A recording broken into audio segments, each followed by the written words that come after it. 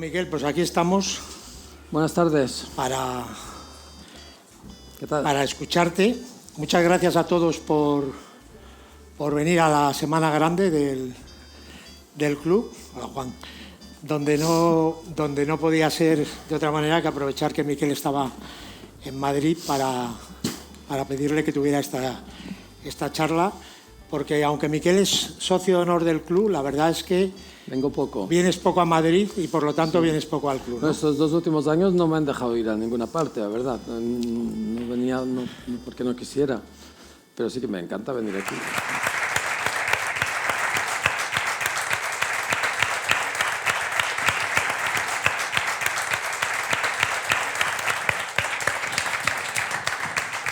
Oye, Miguel, acabas de llegar de Japón. ¿Qué tal lo has pasado? Bien, teníamos una exposición en Japón. ¿Se oye ahora? Sí, se Tenía oye. una exposición en 4 museos bueno, yo fui a Tokio para cerrar la exposición, pero antes había estado en los museos de Osaka, de Nagasaki y Mie. Y yo la cerré en Tokio.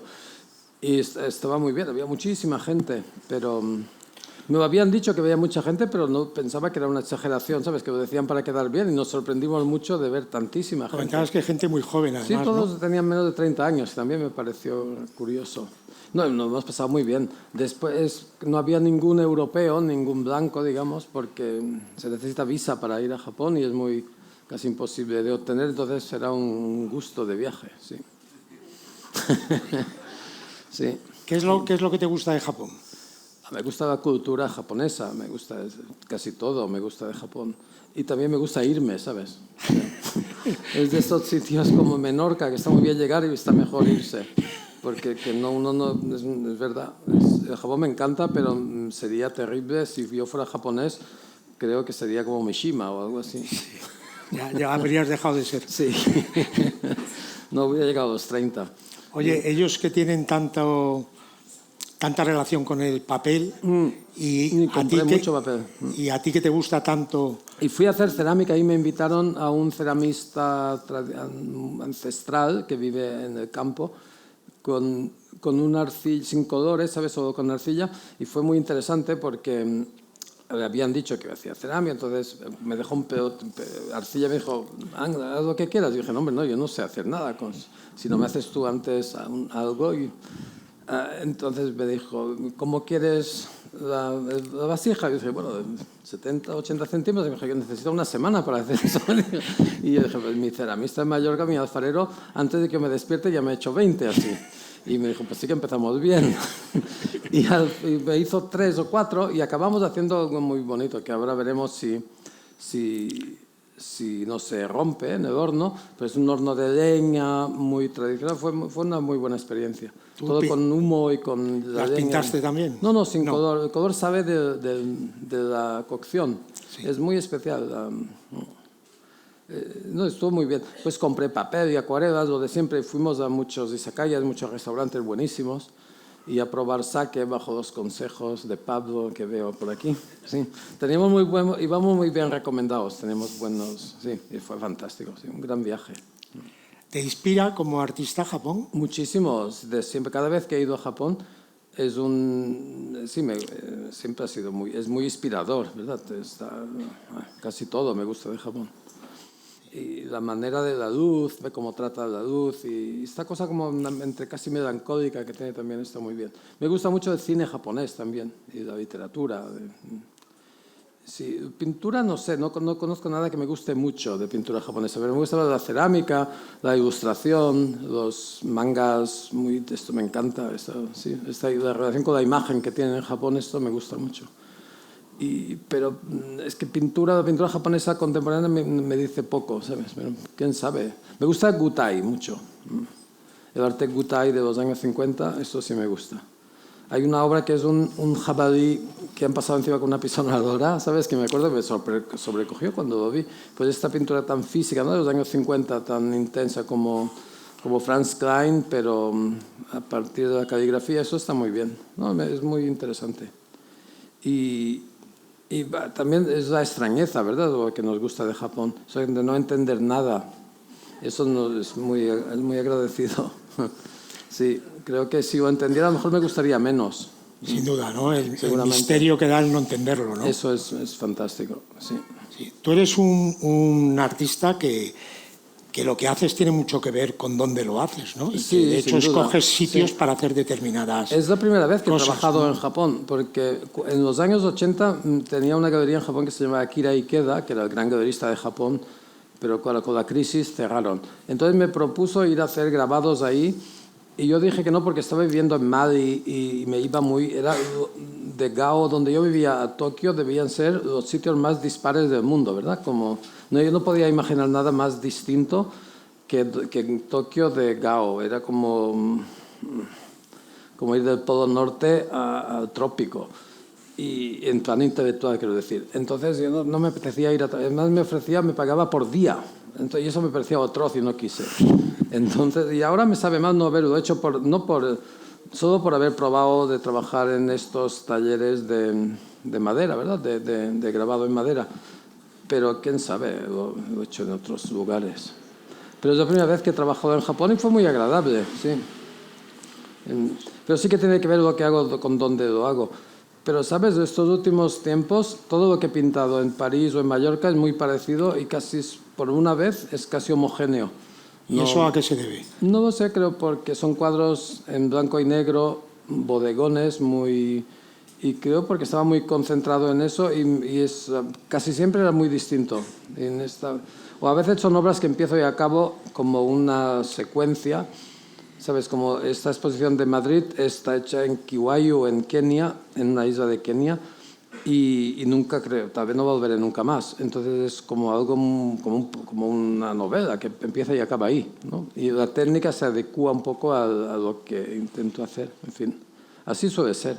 Sí. Hablaba antes con Isabel, me decía lo alegre que ya veía la exposición que inauguras mañana yo no sé González. si yo pienso en estos términos. Yo estaba bastante jodido por ahí. Yo sé que muy alegre no estaba mucho. Bueno, pero disfrutaste mucho ese viaje, sí, ¿no? porque estaba por debajo del agua todo el día, pero era una forma de exorcizar mis demonios, ¿no? Porque estaba buceando como 6 horas diarias, pintando y leyendo. Casi no tenía contacto con la realidad más que jugando a ping-pong. Es lo único un poco normal que hacía. Todo lo demás era pintar o nadar. Sí. Pero bueno, me fue muy bien, fue una buena terapia. Sí, es verdad, yo creo que Isabel tiene razón, que el resultado es una exposición con colores muy alegres y con un ambiente también muy... Sí, pero yo no sé, nunca lo veo como que tenga colores, no lo veo como algo forzosamente alegre, ¿sabes? Al contrario. Ahora mismo estoy más bien contento y mis cuadros son grises, negros. O sea que es una nunca es tan fácil. Por llevar la contraria, ¿no? Sí, para llevar la contraria será, sí. O con efecto retardado, ¿no? La tristeza de antes sabe ahora, o quién sabe. Sí, quizás estos últimos 2 años que has estado mucho más en Mallorca, ¿no? Sí. Y que son los años de la pandemia. Me acuerdo un día que me comentabas que para ti cambiaba poco la vida, ¿no? Que, pues que para metido mí en tu casa... Sí, es lo que mi estado natural es el confinamiento. Sí, casi no, pues es decir, era muy triste ver lo mal que eso pasaba a la gente, ¿verdad? Y lo duro que fue, pero para mí era un regalo del cielo, sin galerías, sin presión. Menos ¿sabes? vosotras. Bueno, mejor, perdonad. Pero ¿sabes? Sin nadie llamando a la puerta y todo el día para pintar eso, para mí es el paraíso. Sí, es verdad, es así. Es que pocas veces pasa, ¿sabes? En estos 2 años has trabajado muy intensamente la cerámica, quizá también, más de estos 2 años, ¿no? Pero... Sí, he pintado mucho, pero la cerámica llevo tiempo y ahora hacemos cerámicas muy grandes, las que uno son penetrables, digamos, que son tamaño casi como arquitectura. Son como cerámicas ampliadas que puedes, como si fueran cuevas portables, ¿no? Y venía un poco claro, yo empecé a hacer cerámica metiendo la mano en la vasija, ¿verdad? Trabajando un poco por dentro, por fuera, y entonces enseguida intuí que era una forma de pintura, la cerámica, y que se puede hacer escultura, pero sobre todo que es una forma de un fresco que no necesita una arquitectura preliminar que se aguanta por sí mismo, ¿verdad? Es fondo y es soporte y pintura a la vez. Entonces hice hace 20 años, creo, esta obra de la Catedral de Palma, ¿verdad? Que es como una piel de arcilla que se adapta como... Bueno, entonces yo después pensé que puedo incluso prescindir de las paredes, que podría montar esto como un edificio, como una... Entonces empecé a trabajar primero haciendo vasijas bastante grandes, las que podía entrar dentro, y me gustaba mucho esta sensación de trabajar de dentro hasta afuera, ¿verdad? Empujando. Tenía algo un poco de prenatal casi, ¿no? De estar dentro de una especie de... Claro, la arcilla fresca es muy sensible. Hay un poema de Dylan Thomas que habla de sus sensaciones antes de nacer y habla de las paredes de la placenta como delgado como hueso de jilguero, dice. En el caso de la cerámica es un poquito más grueso, pero tienes esta sensación de estar y que con nada se rompe y estás fuera, ¿no? Entonces, esto lo he hecho muchas veces, que me meto dentro como pueda, me meten dentro, puedo ir trabajando desde dentro y después desde fuera, ¿no? Y es una sensación muy especial estar dentro de una gran vasija blanda. Y entonces, claro, fui ampliando esto hasta conseguir hacer paredes enteras, ¿no? En eso estamos ahora. Ahora son como cuevas transportables, es decir, que puedes tener esta sensación de estar dentro como un cuadro que... Yo creo que es un antiguo sueño de pintor, que pintar un cuadro que puedes estar dentro. Como hizo Giotto con la capilla Scrovieni, que diseñó el lugar como si fuera un cómic que ocupa todo, ¿verdad? Creo que todos los pintores hemos pensado eso alguna vez, en forma de capilla o en forma de un cuadro que absorba... Bueno, y entonces la cerámica me permite hacer eso.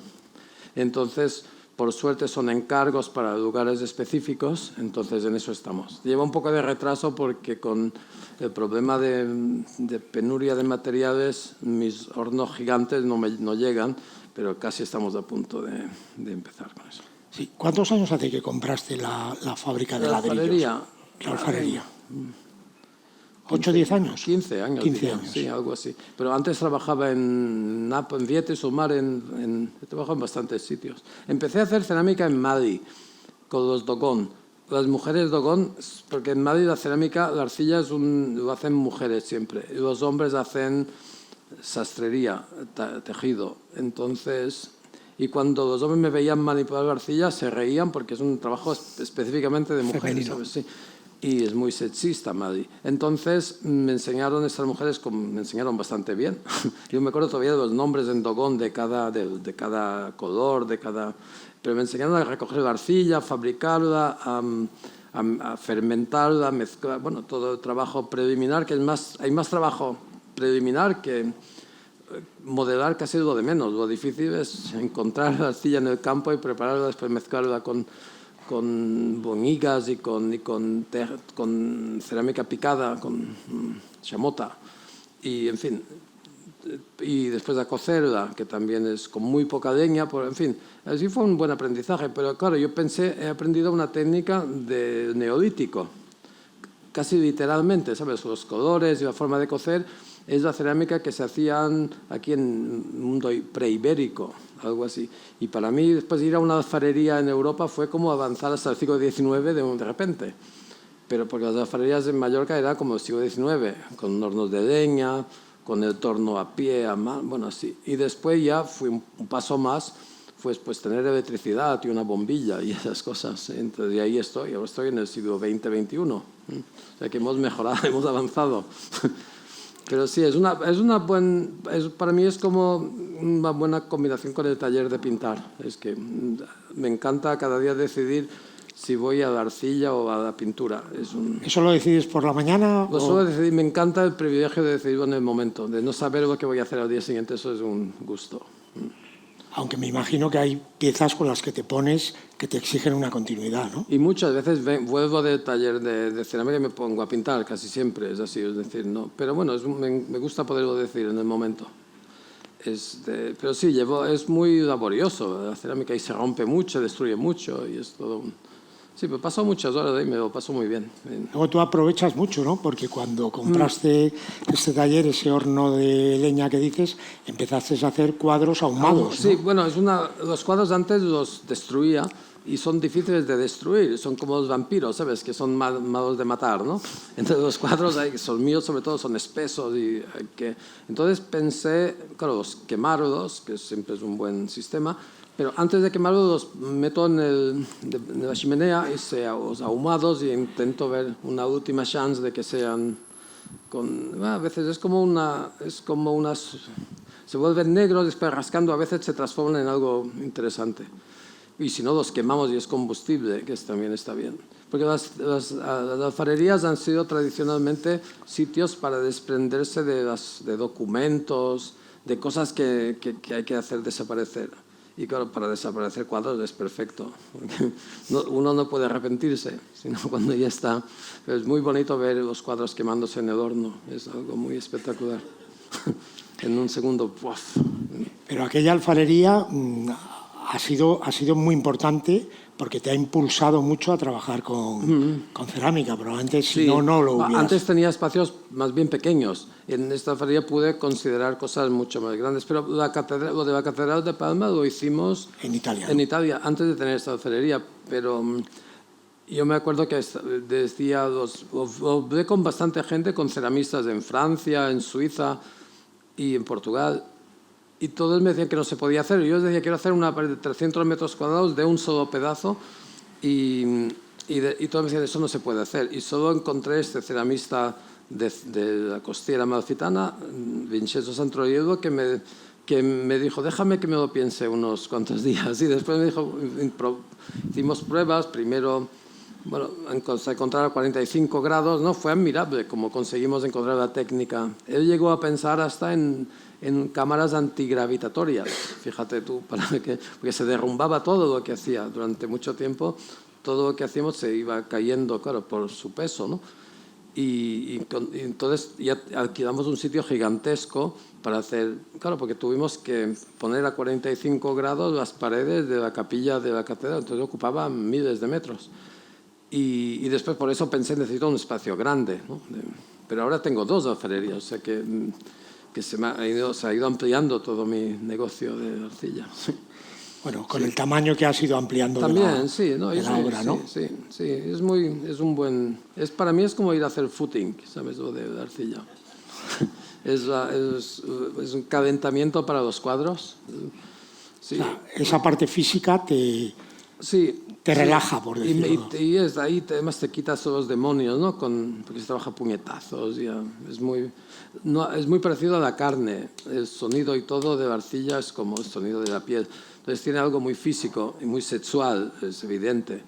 Entonces es un buen... La pintura es mucho más física, pero también es muy intelectual. Entonces me gusta mucho esta parte tan accidental que tiene la arcilla. Y nunca sabes lo que saldrá del horno. Uno siempre piensa que saldrá mejor, pero pero eso es como una... Pero es bonito de pensar, después ya se me olvida, ¿sabes? Cuando sale del horno se me olvidó ya lo que había metido dentro. Pero siempre hay esta especie de vela que pones de los santos para ver si sale algo bueno de ahí. Sí, es un trabajo muy de creer, ¿no? De esperar que algo va a pasar. Pintando es lo que hay y nunca mejora, suele empeorar. Y la emoción que presuponemos que da la pintura también la da la cerámica. Para mí es lo mismo, son técnicas de lo mismo. Yo siempre pensé que, por ejemplo, Fontana o Picasso o Miró, que eran grandes artistas que trabajaron mucho la cerámica, se dieron cuenta que era la misma actividad, ¿sabes? Por eso no es un arte menor en absoluto. Yo tengo un poco la ventaja de que empecé muy pronto a hacer cerámica. Miró o Picasso empezaron bastante mayores, yo empecé bastante pronto. Pero creo que es como una intuición. Fíjate, Fontana, su material natural era para agujerear y cortar, que era la arcilla, mucho más que la tela o que el papel, ¿verdad? La arcilla era perfecta para su... Sí. Y yo creo que en general todas las metamorfosis de Picasso en arcilla funcionan muy bien. También tuvo mala suerte de que en madura no eran muy buenos, ¿sabes? Si hubiera trabajado con Artigas, Picasso hubiera hecho maravillas. En fin, Miró tuvo también este señor que era un gran alquimista, Llorenç Artigas, y pudo hacer toda... Pero empezó con 70 años, Miró. Sí, pero tú has escogido un camino más personal, ¿no? Tú partes de una cerámica muy básica y todo lo demás lo haces tú, ¿no? Bueno, también me gustaba mucho la ironía de heredar una alfarería que era donde se construía el material de construcción para el desastre urbanístico que es la isla de Mallorca. Entonces me gustaba poder transformar esas fábricas de ladrillos en otra cosa, ¿no? Yo empleaba mucho el ladrillo para darle... Claro, hacer ladrillos es como hacer espaguetis, ¿no? Que te saben... Entonces yo los cojo blandos cuando salen de la máquina y los puedo transformar en otras cosas. Hemos hecho también ladrillos gigantes, como de 1 metro cada uno, con que hacemos construcciones. Esto es otro proyecto bastante interesante. Como construcciones de... Bueno, me gustaba esta parte como una herencia del siglo XX mallorquín, ¿no? Que es esta ladrillerías. Porque hay tantas porque se construyó desmesuradamente, claro. Eso es... Sí, y es arcilla del lugar. Eso también me gusta, que es esta relación con, ¿no? con el sitio. Oye, cuéntanos un poco de estos cuadros que haces entre Mallorca y los París. Cuadros, los últimos que estoy pintando son como unos bodegones casi en grisalla, en blanco y negro, diríamos. Y los voy a exponer en septiembre en el Louvre de París y en la Galería Tadeusz Ropac, en Pantin. Es una exposición muy grande. Y son difíciles de explicar. Son cuadros que a veces me parece que revisitan como toda mi obra, pero también es algo muy nuevo para mí. Entonces, no sé, me sorprendió. Llevo 1 año pintando estas cosas y es bastante diferente de lo que pintaba. Pero bueno, siempre tengo la sensación de que vivo en una pura contradicción y con el tiempo veo que van ajustándose las cosas, que no es tan diferente. Pero a primera vista me parecía que no tenía nada que ver con lo que pintaba hace 1 año o 2, ¿no? Bueno, así suele ser. Es mejor eso que estar satisfecho. Y ahí empiezas una serie y hasta donde te da. Hasta donde me lleve. Nunca sé... Pero tampoco lo llamo serie, ¿sabes? Pero veo que hay unos cosas que se parecen más o menos a tener una familia hasta que ya no puedo... Yo siempre hago todo lo posible para salir de eso, ¿sabes? Para hacer otra cosa. Es como una... Yo me acuerdo de los años 70 que mis amigos que iban a las asambleas comunistas me decían que tenía que ser coherente y yo pensaba, yo es que carezco de esta virtud, la coherencia no va conmigo. O este defecto, y traía ¿no? una cosa por la mañana y otra completamente distinta por la tarde y pensaba, así no puede salir de ninguna parte. Y los artistas conceptuales me decían, no, coherencia. Y claro, yo pensé, joder, y claro, hasta que pensé, a lo mejor no está, ¿sabes? No está tan mal eso de la incoherencia. Puede hasta tener sentido. Y bueno, llevo años así con esta... Pero sigo teniendo esa inquietud de que parece que no tenga... que cuando hago una cosa me parece que no... out of the blue, como... ¿de dónde sabe esto? Sin embargo, bueno, la forma puede cambiar, aunque es una forma que se reconoce. Y después como la tuya, gente me dice que se ve que es mío, pero, ¿sabes? Si yo pero los motivos, tú siempre estás dando vuelta a los temas que te interesan, ¿no? Seguramente, sí. Te interesa la tierra, te interesa el mar, te interesa la comida, bueno, te interesan los animales. En este caso, ¿no? me interesa la pintura, pero claro, después hay cosas que me saben más... Para mí es más fácil pintar un pulpo o una gamba que otra cosa.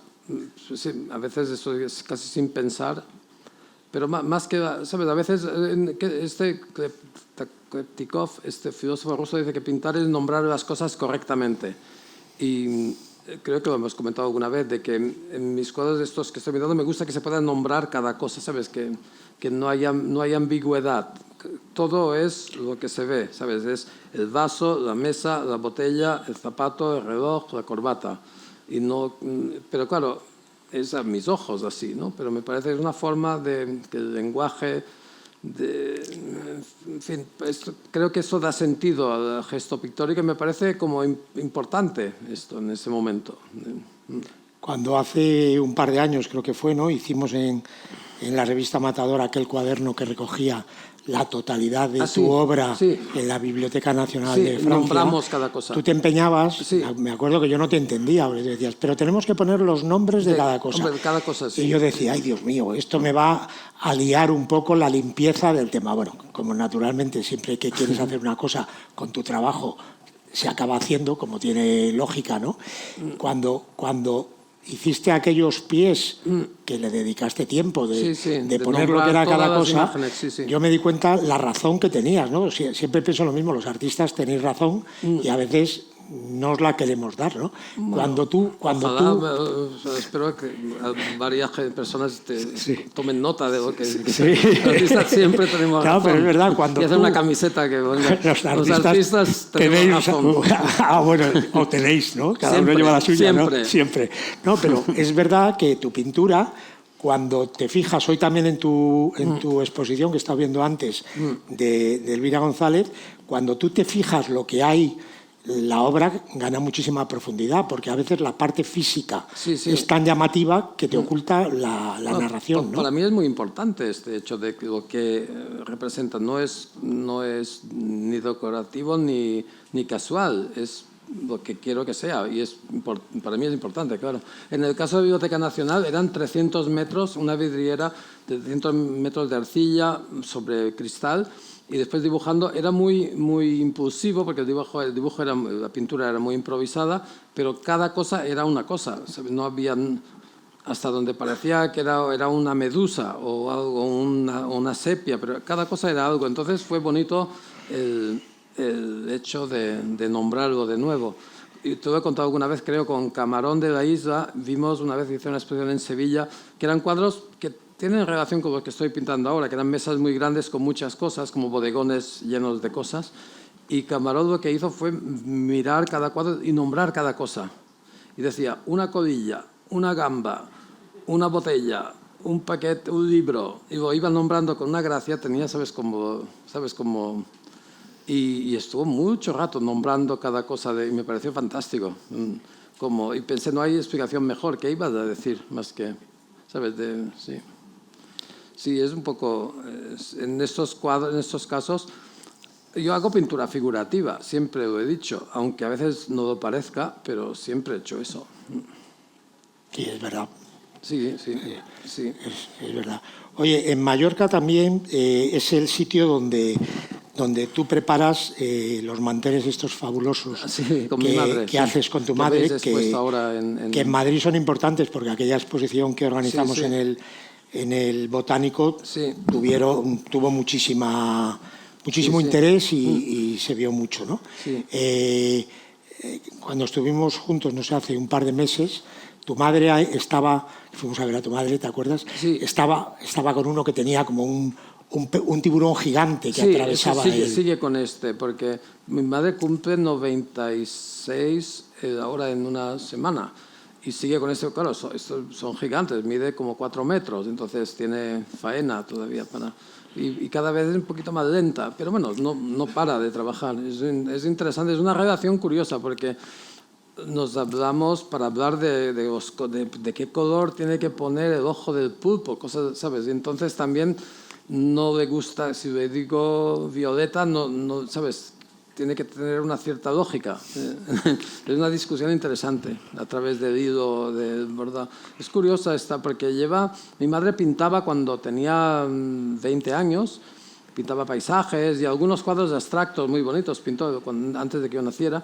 Y después, cuando yo era muy niño, yo me acuerdo de mi madre pintando el Caballete en casa, y dejó de pintar y me dio las pinturas a mí, ¿sabes? Porque a mí se me daba bien y seguramente porque tenía mucho trabajo en casa y bueno, y no sé, y regaló sus cuadros un poco por aquí y por allá, pero que siempre, y después intenté regalarle a ella acrílicos o pinturas, ¿sabes?, más nueva, y no quiso pintar nunca más. Me dijo, no, es como si me diera vergüenza, ¿sabes?, o algo así. Entonces volvió a pintar a través de estos bordados, que empezó un poco como todas las mujeres de Mallorca hacían estos bordados para cortinas y para ajuares, ¿no?, para los nietos y para en fin. Y entonces mi madre bordó mis iniciales en la cama.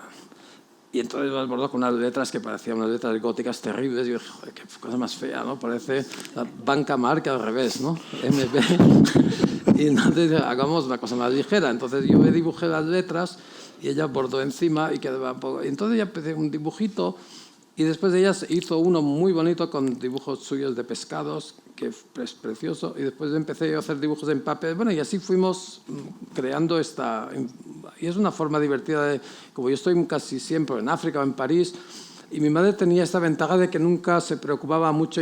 Una vez en Madrid hubo la revolución del 91, un golpe de Estado, y yo estaba por ahí en Piragua. y no podía volver ni llamar porque no había ni teléfono ni forma de comunicarme. Y mi madre dijo a todo el mundo, no hay que pasar pena por Miquel, que está bien y ya se ¿sabes? Entonces siempre he tenido esta y esto es una suerte. Esa confianza en ti, esa confianza, ¿no? Sí. Porque cuando yo era muy joven y no sabía, yo pensaba, ¿cómo me voy a ganar la vida? Yo, porque no sé hacer nada. Y pensaba, ¿qué haré? No puedo ni hacer la mili, vaya, no tengo ni... Y sin coherencia, ¿eh? Y sin coherencia, y sin muchas otras cosas que no voy a decir aquí. La lista de carencias es enorme. No, pero mi madre siempre dijo, ay, yo nunca he pasado, nunca me preocupo, siempre estoy yo que te iba a decir que te desenvolverías muy... ¿Sabes? Entonces eso ayuda.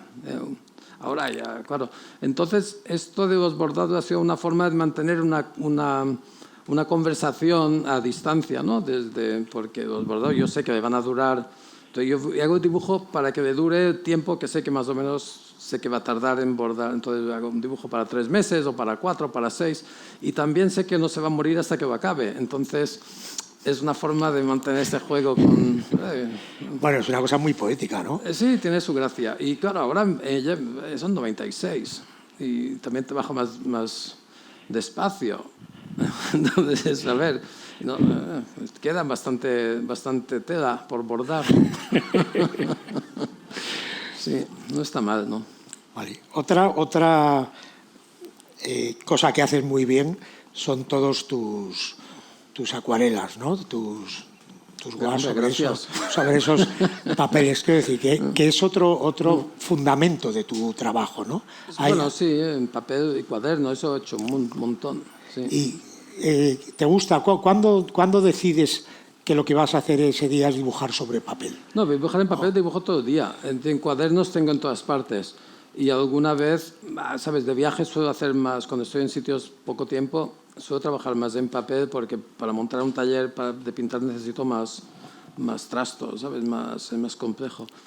Pero me monto talleres fácilmente en la India o en Tailandia, en África. En Mali tenía mi taller con mis cuadros, pero después he estado pintando en Costa de Marfil, en Senegal, en Piragua. Estuve pintando en Piragua, ¿sabes? Claro, y ahí trabajo en papel. Estuve trabajando en Guatemala, me acuerdo que no se secaba nunca porque hay tanta humedad que podías mantenerlo húmedo durante... O en un refugio de montaña de los Alpes que se congelaban los cuadros y estaban congelados hasta que los ponía encima de una estufa, ¿no? Porque era muy gracioso, con pintura congelada. Tenía su gracia. Y eso lo he hecho bastante, de pintar. Y claro, tengo un taller como de móvil que puedo montarme un taller aquí en 5 minutos. Eso sí lo hago muy bien. Y llevar papeles y cuadernos, acuarelas líquidas, sólidas, pinceles, brochas, agua. Sí, eso es... Y la acuarela es un sedimento de algo, entonces esa cosa tan inmediata me gusta mucho. Mi pintura es un poco todo lo contrario. También es un sedimento, pero más geológico. La pintura es como, la acuarela es casi no es nada y esto me va muy bien. Pues tengo muchos cuadernos que llevo toda la vida haciendo y tendré 300 o más. Claro, mi madre guardaba mis cuadernos y es gracioso porque ves la parte escolar y ves los dibujos que cada vez ganan más. La parte del final son dibujos y cada vez hay más dibujos y menos cuentas. Entonces, y después a partir de... Alguno habré perdido, pero creo que todos los tengo. Y ya desde hace muchos años nunca quise arrancar páginas para vender ni nada, siempre los conservé como enteros, ¿sabes? Creo que los hacía cosidos para que nadie pudiera arrancar las páginas, ¿sabes? Porque si no, los galeristas siempre querían vender páginas de mis cuadernos y yo me negaba.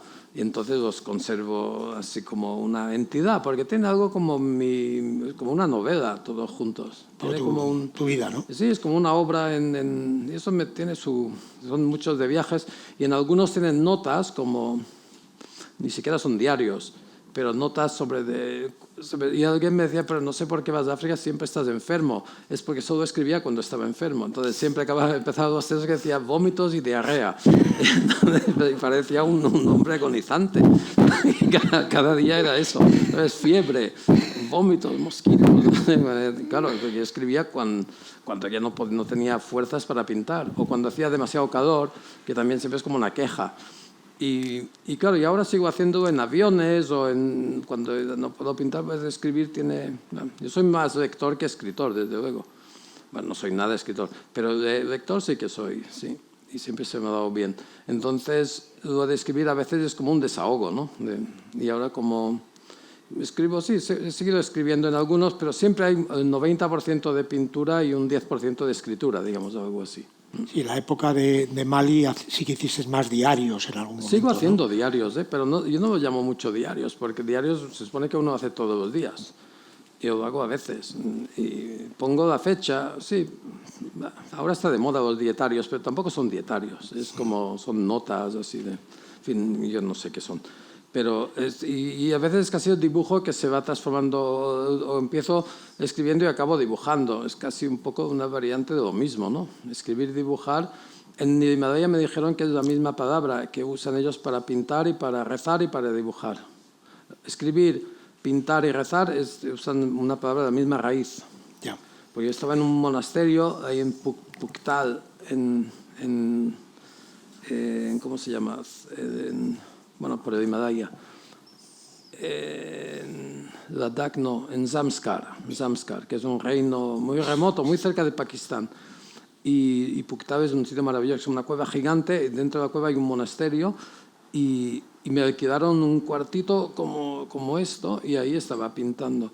Y pregunté a los monjes, ¿pero no os molesta que esté pintando aquí mientras vosotros rezáis y decían sus mantras? Y me decían, no, es lo mismo. Y me dijo la palabra, que no me acuerdo, pero era lo mismo. Entonces me fue un alivio saber que cada vez que dibujaba estaba rezando. Oye, Miquel, ¿echas mucho de menos Mali? Mucho, sí, casi todos los días, diría. Fui a Kenia pensando por el África, pero no tiene nada que ver, claro. No, pero es que en Mali no volveré seguramente nunca más, pero claro que lo echo de menos. Es muy... A lo mejor si hubiera seguido viviendo en Mali ya estaría muerto, ¿sabes? Porque era todo muy intenso, hasta las enfermedades, todo era muy duro ahí, ¿sabes? No sé si yo tenía a los 30 años, volvía siempre más joven y más fuerte de lo que iba, pero pasaba fatal a veces. Pero sí, lo echo mucho de menos, sí. No hay ningún otro lugar que conozca parecido a eso. Y el mundo Dogon, ¿sabes? La cosmogonía, como mundo animista. Además es un sitio que pintaste mucho, ¿no? No solo sí, que pintaste allí, sino que pintaste el país, lo que veías. Sí, no, y me cambió la vida. Yo aprendí casi todo lo que realmente aprendí por ahí. Porque no sé si lo comentamos ayer en Escuela de Bellas Artes, yo estuve 2 semanas o así. Y el director de la Escuela de Bellas Artes de Barcelona era José Milicua, ¿sabes? Que fue, creo, director de los Amigos del Museo del Prado muchos años. Y bueno, era un gran sabio, un gran experto en Ribera, ¿verdad? Sí. Que era un gran amigo. Bueno, lo conocí mucho más cuando yo ya había dejado, muchos años más tarde, pero era el director y entonces daba una conferencia diciendo que yo había sido el mejor alumno de la Escuela de Bellas Artes. Y dijo, hombre, el señor me dijo, si yo estuve 1 semana. Dijo, pero aprovechó muy bien el tiempo.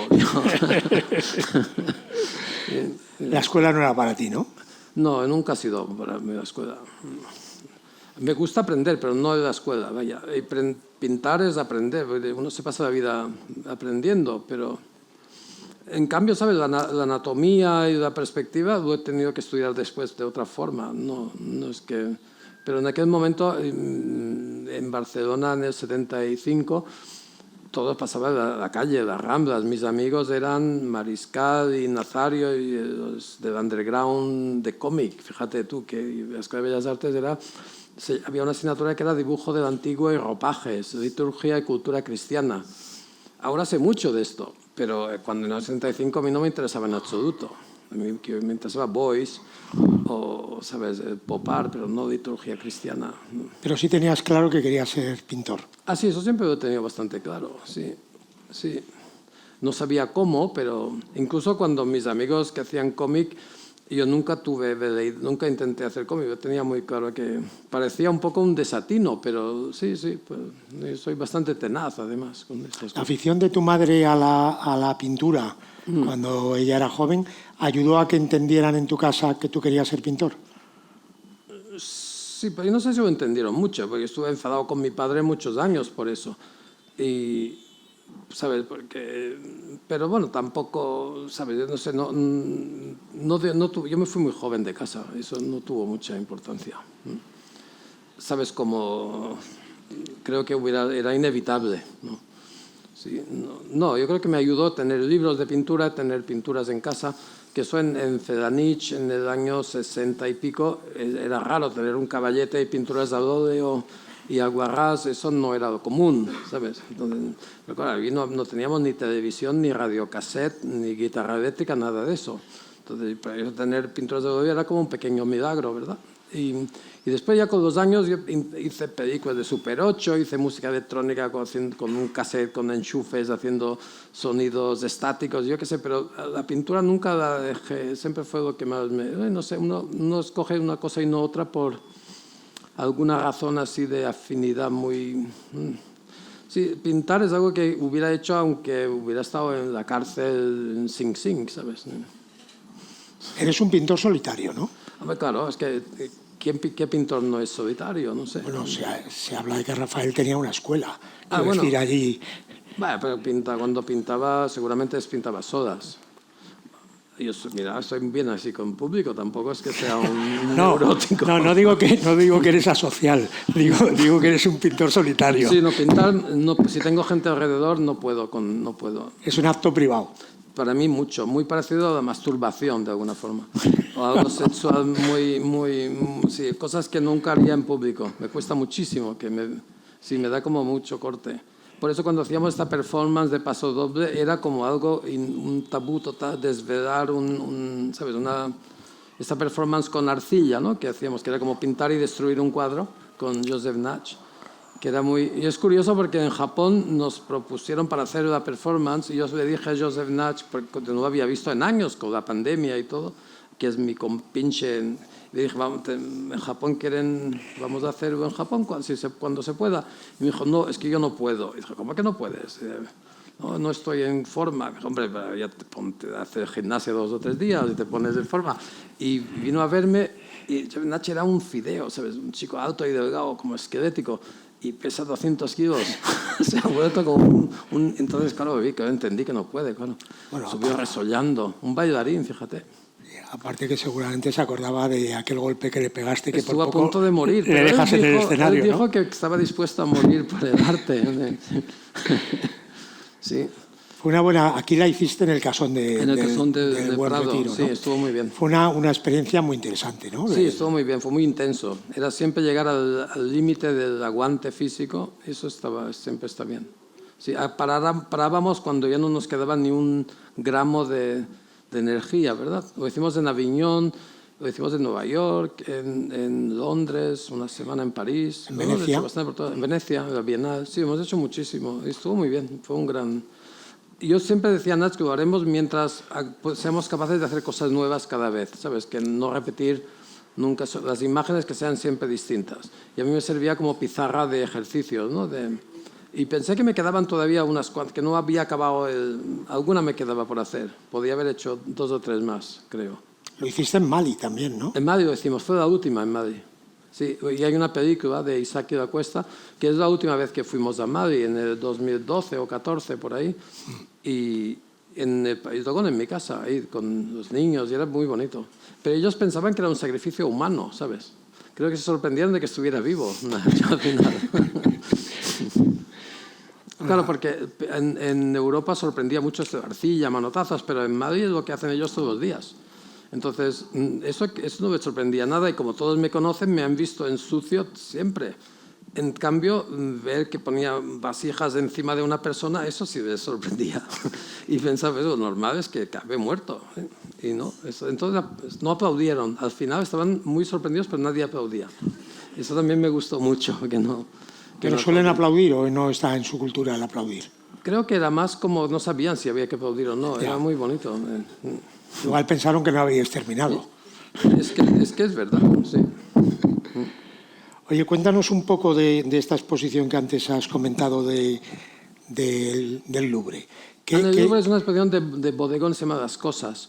Y la exposición empieza con Zurbarán, no, empieza con los griegos, creo, y acaba con un cuadro mío muy grande que se llama que se llama Un bodegón con pez espada y 5 cabezas, que es una de esas grisallas de 4 metros, que es el último cuadro. Bueno, ahí eso es lo que hasta que yo sé es esto. Y hay Meléndez, Zurbarán, Chardin, bodegones.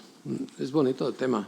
Aquí en el Prado hicieron una en el 78, ¿no? De bodegones, muy buena también, que fue buenísima. Pero sin arte contemporáneo, ¿no? Sin arte contemporáneo. Pero en esta hay poco arte contemporáneo, pero hay un fragmento de la explosión de la película de Antonioni de Blow Up, ¿sabes? Cuando explota la casa, que es como un bodegón en explosión. Y algún cuadro del siglo XX, no me acuerdo bien. ¿No hay Morandi o algo así? Debe haber Morandi, sí. No sé muy bien todo lo que hay. Yo he visto un poco del proyecto, pero se abre en septiembre y es una exposición muy grande. ¿Y qué supone para un artista contemporáneo exponer en el Louvre? Yo he expuesto bastantes veces en el Louvre. Expuse la Divina Comedia 3 veces y después era otra exposición que era el Louvre con arte contemporáneo, que había un cuadro del Louvre, que era esta gran galería del Louvre. Estuvo ahí. Hombre, era divertido porque no me dejaban entrar los guardias y Bischofberger, que era mi marchand, decía: este es el pintor y este cuadro lo he prestado yo.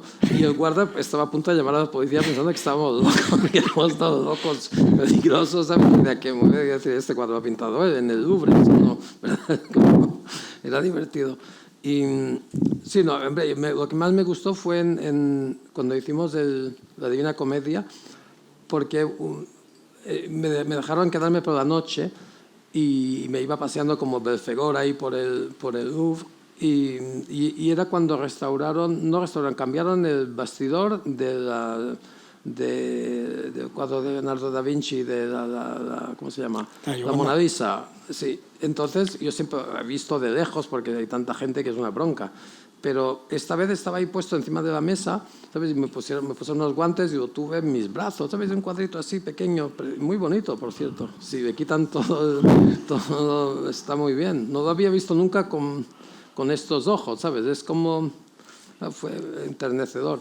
Y bueno, después eso me encanta, el Louvre me gusta mucho, y el Prado también, claro. Pero en el Louvre soy feliz, sí. Te gusta mucho la pintura clásica, vamos a llamar, ¿no? Te interesa mucho. Me gusta la pintura, pero yo no hago mucha diferencia de clásica a moderna, ¿sabes? Para mí es lo mismo. Y, no hay yo no tengo ningún problema en pasar de siglo a, ¿sabes? Igual que voy a ver arte egipcio y después del siglo XIX, es lo mismo ver arte del siglo XXI. Y sí, en el Louvre la ventaja es que hay un poco de todo. Yo estos museos del Louvre, el Prado, la National Gallery me los conozco bastante bien, entonces voy siempre a ver lo que quiero ver, ¿sabes? Voy haciendo... Es como hacer footing también. Sí. ¿Qué es lo que más te gusta del Prado? Que seguro que en este viaje vas al Prado. Bueno, claro que voy mañana, sin duda. Velázquez siempre, desde luego, es un gran fan. Pero después voy a ver a Meléndez, que me gusta mucho, ¿sabes? Este bodegonista de... Escribiste aquel texto, ¿no? Sobre Meléndez, ¿no? Sí. Diciendo que eran como los retratos de la monarquía podrida. Bueno, porque Meléndez quería ser un retratista y cada año escribía la corona porque quería ser pintor de corte porque creo que su padre había tenido un lío de faldas, tenía una especie de baldón en su expediente y por eso nunca fue. Entonces se entrenaba, era un gran pintor de figuras. En el Louvre hay un autorretrato suyo, que es un autorretrato enseñando un dibujo precioso, parece un torero. Pero no, siguió pintando y debajo de sus bodegones a menudo hay figuras. Al revés, ¿sabes? Hay radiografías de algunos Meléndez que puestos en vertical son entrenos que es lo que presentaba con su carta y que era siempre rechazado. Entonces, su venganza, fíjate, los bordes de la mesa de Meléndez, al principio de su vida es liso como recto, como este. Y poco a poco van habiendo muescas, ¿sabes? Porque cada rechazo era como una hostia que daba ahí en esta... Yo pensaba, lo escribí una vez, que eran como las pistolas de Billy the Kid, ¿sabes? Que cada persona que mataba ponía una muesca en la pistola, excepto mexicanos que no ponían muesca. Fíjate.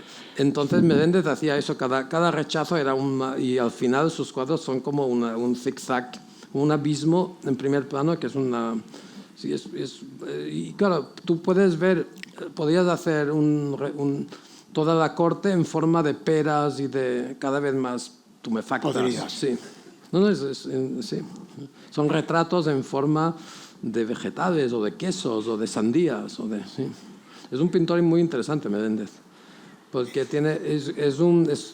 bueno, en Francia está Chardin, que está muy bien, pero creo que Meléndez es uno de los grandes bodegonistas, casi del nivel de los bodegones Zurbarán, por decir. Sí. En el Prado está muy bien representado, ¿no? Sí, en el Prado está estupendo, porque está casi todo el corpus más grande de la obra. Pues Sánchez Cotán, que es una maravilla, sí. No, pero bueno, yo voy a ver a Velázquez siempre, porque es un gran gusto. Una vez me dejaron una escalera para ver de cerca las meninas en parte de arriba, ¿sabes? Entonces lo veía con luz y sin luz, ¿sabes? Para verlo bien, sí, estuvo muy bien. No, claro, el Prado es un alimento bueno para mí, siempre lo ha sido. Y a nivel personal también te gusta tener y disfrutar pintura clásica, ¿no? Bueno, clásica, pintura. Bueno, pintura histórica, digamos, ¿no? Bueno, antigua y moderna, pero yo no, te digo, no hago mucha diferencia, tanto me da. No sé, es como... No, es que hasta me parece un poco absurdo eso de... Pero a menudo estos últimos años era más fácil comprar pintura antigua que pintura moderna, porque era mucho más... Y si sabes un poco... En fin, pero sí que me encanta vivir con pintura. Sí. Porque mirar mis cuadros no me interesa mucho, en cambio mirar los cuadros de otro es más fértil para mí. Mis cuadros, cuando yo los he pintado, prefiero no volverlos a ver. No, porque si los tengo delante es como si no lo hubiera acabado nunca, ¿sabes? Y no me interesa mucho, prefiero tener otras cosas. Pero tú no vuelves a un cuadro, ¿no? Normalmente lo has dado por terminado, ¿no? Prefiero no volver, sí, porque si no, no acabaría nunca. No, yo cuando está acabado ya es como si no fuera mío. ¿Tienes normalmente muchos cuadros a la vez en marcha? Sí, pero suelo trabajar sobre uno o dos, pero a veces tengo muchos que no consigo acabar y están ahí a veces años. Pero bueno, acaban siempre... Casi siempre los acabo, pero tengo siempre muchos que llevan tiempo. Pero también tengo cuadros acabados que están ahí dando tumbos y acaban, a veces sin querer, reciben... Sí, bien. Manotazo. Sí, bueno, el taller mientras están ahí todo es pintura, o sea que no es... Sí, están acabados cuando saben del taller, pero mientras están ahí todo puede pasar. Doy por hecho que el 12 de junio estás en Jaén. Eso sí, desde luego. Voy a hacer el cartel, por cierto. Vas a hacerlo. El 12 de junio vuelve sí, José Tomás a... Ya no quedan entradas, por cierto. Desde el 11 de junio. Sí. No, desde el día anterior a que se dijera, ¿no? Sí. Se vendieron en 2 horas, ¿no? Claro que voy, sí. ¿Qué es para ti tu amistad con un torero como José Tomás? Bueno, pues sobre todo es la admiración a torero, además como torero. La amistad es un hombre muy discreto y muy curioso y muy un poco, no es muy expresivo. Él es expresivo toreando, que es como tiene que ser, ¿verdad? Pero sí, la verdad que tengo una relación como tú de admiración con él como torero, ¿verdad? Es muy único. A mí me gustan los toros de otros, pero me gustan muy pocos toreros, de verdad. Entonces José Tomás ha sido, claro, ya es un poco mayor, pero sigue siendo bastante único, ¿verdad? Y un misterio, ¿no? No, pero además siempre ves que te entrega, ¿no? Nunca hace cosas fáciles. Yo era muy amigo de Curro Romero también, y he pasado muchas horas con él hasta hace muy poco, y creo que lo veré en Sevilla también uno de estos días. Y Curro sí que habla mucho, y sobre todo ahora de mayor, y cuenta cosas se aprende mucho con Curro. José Tomás es muy callado, pero está muy bien que sea como es. Bueno, la gente callada tampoco te molesta, ¿no? En absoluto, en absoluto. Oye, ¿y los toros en tu obra? ¿En la cerámica, en los grabados, en los cuadros, sí. Llevas... Bueno, he pintado durante muchos bastante. años pintas. Sí, y vuelvo a eso, ¿no? A veces. Es que es un buen tema. Aparte, yo creo que aunque no me gustaran los toros, podría pintar toros, ¿sabes? Me gusta como tema, independientemente bueno, a mí me gusta el fútbol y no he pintado nunca fútbol, pero los toros que me gusta mucho la plasticidad y esta cosa del sol, la sombra, la vida, la muerte, el vacío lleno, tiene algo muy plástico. Me gusta la relación con la historia de la pintura también que tiene con Manet, Picasso, Goya. Es interesante, con Bacon, con los pintores catalanes, ¿cómo se llaman? Fortuny y sí, me gusta mucho. Después me gusta la mala pintura de toros también, ¿sabes? Que hay mucha, Casi toda. Es que el 99% es atroz. Pero también me gusta por pensar que estás tan cerca del desastre. Es que casi todo el mundo diría pues que la mía forma parte de la mala pintura de toros. Es un juego que interesante, sí. También me gusta que es una provocación porque está muy mal visto, entonces es casi político, sin querer, ¿verdad? Porque yo pinto toros desde hace mucho tiempo, pero ahora es como pintar una apología del incesto, no sé, algo tabú, ¿verdad? Y eso también me interesa porque, fíjate, al fin y al cabo, nada hay más serio, ¿verdad?, que este espacio circular como un reloj con la sombra y resulta como provocador, ¿verdad? Como hacer Es curioso. Creo que revela algo de la inconsistencia social de ahora, ¿sabes? Me parece. Por eso me interesa.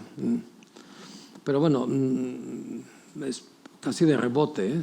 No es mi objetivo. Sí, no, primero te gustan y después haces esta lectura, ¿no? Sí, pero bueno, yo aunque iré a los toros, aunque no los pinte, ¿sabes? ¿A Sevilla vas a ir también a los toros? Pues, alguna vez, no iré, tal vez voy el domingo y...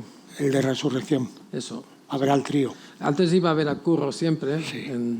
Bueno, él vive cerca de Sevilla, ¿no? Sí, ahora hemos quedado para vernos ahí. Sí, está muy mayor, Antonio Lucas le hizo una entrevista a Curro preciosa. Sí, lo de ahí estuvo muy bien, sí. Curro habla muy bien. A mí me contó una cosa que me impresionó mucho, que es que cuando él era niño veía a Rafael del Gallo, lo iba a ver en un bar donde él comía y ha retirado, que era un gitano viejo, y caldo, como está, que se comía huevos fritos. Y Curro reproducía el movimiento con el trozo de pan, con un trozo de pan, y decía con qué arte se comía los huevos. Y hacía el movimiento en el plato, ¿sabes? Y este hombre aprendió a torear viendo la naturalidad y el arte con que comía los huevos fritos de Rafael del Gallo. Y yo estoy seguro de que es así. Por redondos. No solo él nunca dirá que es verdad, pero es así, ¿sabes? Porque estos detalles son muy importantes. Uno se fija en estas cosas, ¿verdad? Y sí, Curro cuando tenía 10 años y todo lo que hizo toreando era esta misma facilidad, ¿sabes? Como, a mí me parece un poco como Velázquez, ¿sabes? Ese trapito pequeño, tan flojo, ¿no? Como... Muy bien. Oye, yo creo que podíamos acabar. Dar un par de preguntas, que seguro que hay más, ¿eh? Sí. Pues un par de preguntas, si os parece.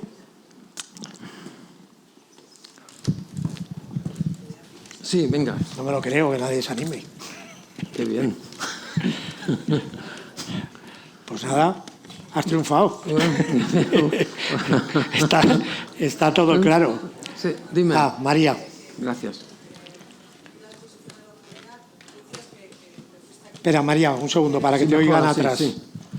Sí, vi la exposición el otro día y tú dijiste que habías ido a Kiwayú a refugiarte de un momento malo que estabas pasando. Sí. ¿Y por qué tanto color en las acuarelas atravesando un momento...? Bueno, pero es que, ¿sabes? El momento malo, pues, el color ayuda. No tiene mucho que ver, ¿sabes? Ahora estoy muy feliz y pinto cuadros grises, ya te decía, no es muy... No, pero porque tenía colores y vivía en el medio del coral. Entonces, lo que veía todos los días era, ¿sabes? Pero, ¿sabes? No tiene mucha relación esto de... yo nunca me he parecido que los colores sean alegres o que la tristeza sea gris, al contrario. Pues a veces, mira, verdad que no es un pintor nada triste y tiene pocos colores, ¿no? Sí, en fin, pero yo no estaba triste, estaba en una situación difícil, pero triste para nada. No. Pero bueno, fue como 3 meses muy intensos de pintar y bucear. Y eso está bien, a veces como fuera del mundo, ¿verdad? Y después de la pandemia también estuvo bien refugiarme en otro lugar tan distinto de Europa y de Mallorca. Sí, donde no existía la pandemia, ¿no?